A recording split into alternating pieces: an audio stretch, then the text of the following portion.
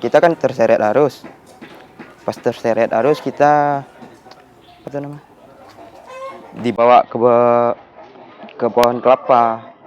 Jadi di pohon kelapa itulah yang nyelamatin. Kilasan kejadian 10 tahun silam itu masih terekam jelas di benak Muhammad Ikhwan Tanjung. Saat tsunami meluluh lantakkan Nangro Aceh, pemuda yang akrab disapa Wawan ini masih berumur 11 tahun.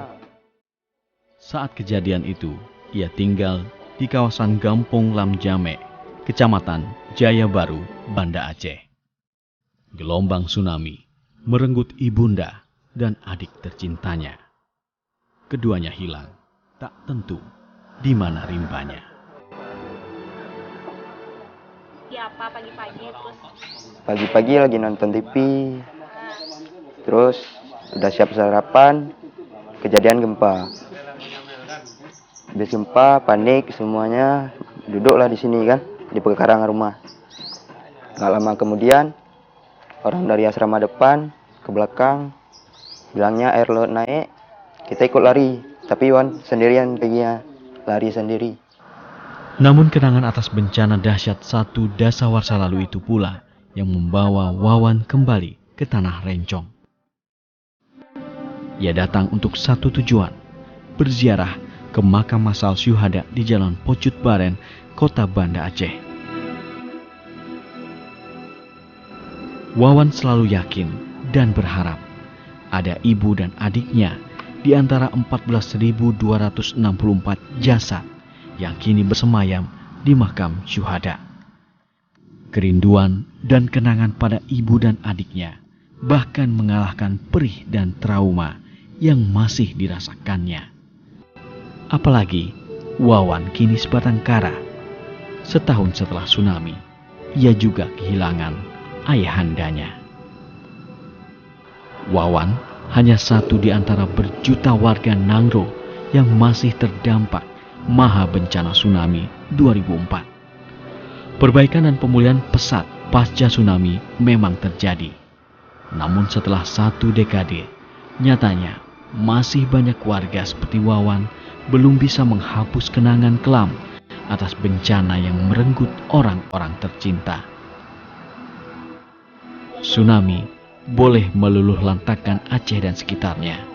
Namun bagi korban selamat seperti Wawan, kenangan akan tanah Rencong dan orang-orang yang tercinta akan terus abadi selamanya.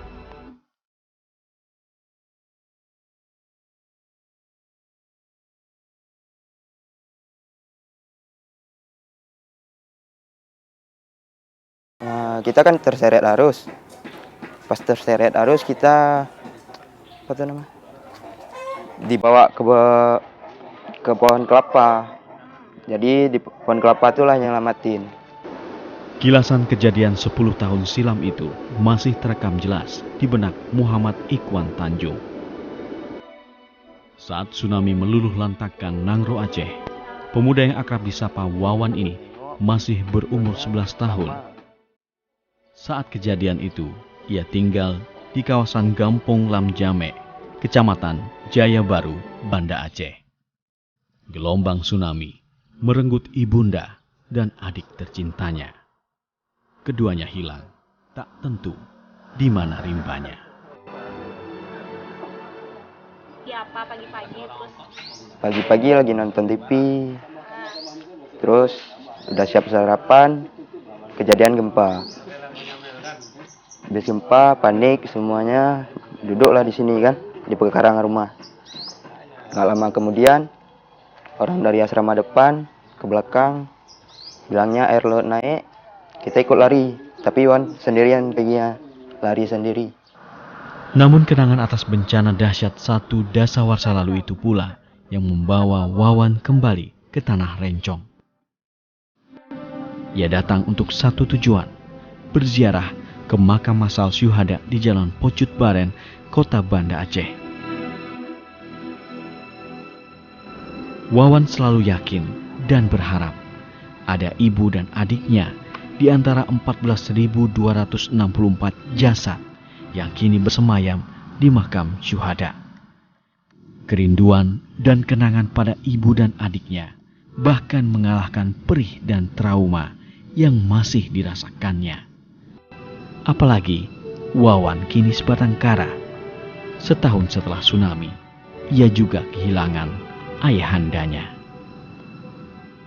Wawan hanya satu di antara berjuta warga Nangro yang masih terdampak maha bencana tsunami 2004. Perbaikan dan pemulihan pesat pasca tsunami memang terjadi.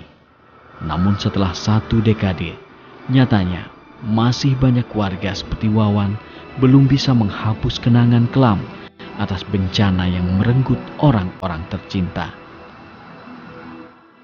Tsunami boleh meluluh lantakkan Aceh dan sekitarnya.